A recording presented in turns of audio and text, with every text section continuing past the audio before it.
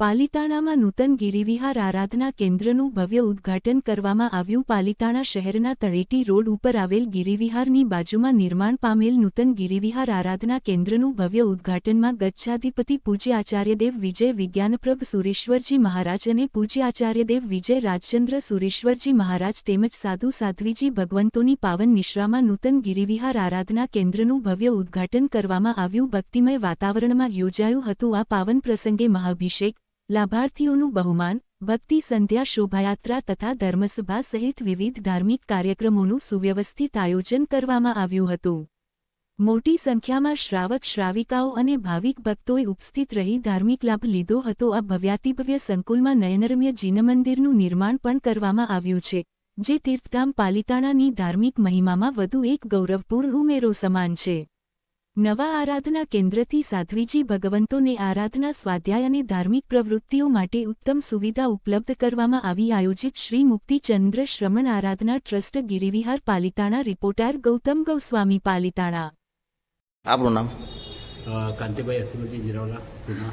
આજે આરાધનાનું એક ઓપનિંગ કરવામાં આવ્યું, શું કહો છો? હાજી, આજે આરાધના કેન્દ્રનું આપણે ઓપનિંગ કરવામાં આવ્યું અને આ આરાધના કેન્દ્ર જે વર્ષોથી ગિરિવિહારનું એક સ્વપ્ન હતું, એટલે ગિરિવિહારને બનાવીને લગભગ 50 ઉપર વર્ષ થઈ ગયા અને આ ગિરિવિહાર મૂળ જે બનાવવાનું કારણ હતું એ અમારું હતું વ્યવચનો અને આજે સૌથી મોટું જે સ્વપ્ન હતું એ સાકાર થઈ રહ્યું છે. આરાધના કેન્દ્રનું આજે ઉદ્ઘાટન થયું, ભવ્ય રીતે ઉદ્ઘાટન થયું અને પૂજ્ય જે સાધ્વીજી ભગવંતો છે જે અહીંયા સ્થિરવાસમાં રહે છે એમના માટેનું આ એક સુંદર સ્થાન છે, જ્યાં એમની આરાધના, તપો, સાધના વ્યવસ્થિત થઈ શકે એ માટેનું આ એક કેન્દ્ર બનાવવામાં આવ્યું છે. લગભગ 120 જેટલા રૂમો છે અહીંયા.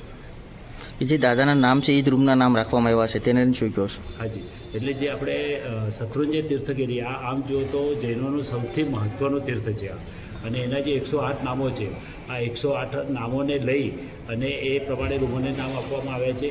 એટલે જે લાભાર્થી છે એમના પણ નામોના ઉપર તીર્થના નામ તરીકે નામ લખવામાં આવે છે અને આવતા જતાં દરેકને પણ એ વાંચે અને પોતાનું પૂર્ણ ઉપાર્જન કરે, એની જેની પાછળની ખાસ ભાવના છે.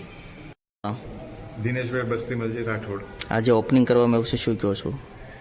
આટલા વર્ષોથી જે કાર્ય ચાલી રહ્યું હતું તો એ અત્યારે જે સમયના હિસાબથી એને જે ચેન્જીસ કરીને નવું નૂતન ભવન બનાવવાનું હતું એ અમે લોકોએ બનાવીને એ આજે મહારાજ સાહેબને બધું સુપોત કર્યું છે ને એના હિસાબથી એ લોકોને હવા ઉજાસ ને એ સારી રીતે નવું નૂતનીકરણ બનાવ્યું છે. એટલે એ એમની છેલ્લી સમયમાં એમને સાતા મળે એવી રીતના ભવન બનાવવામાં આવ્યું છે. આપણા દ્વારા જે બનાવ્યું છે તો આપને કેવી ખુશી છે કે એવડું મોટું કાર્ય કર્યું છે?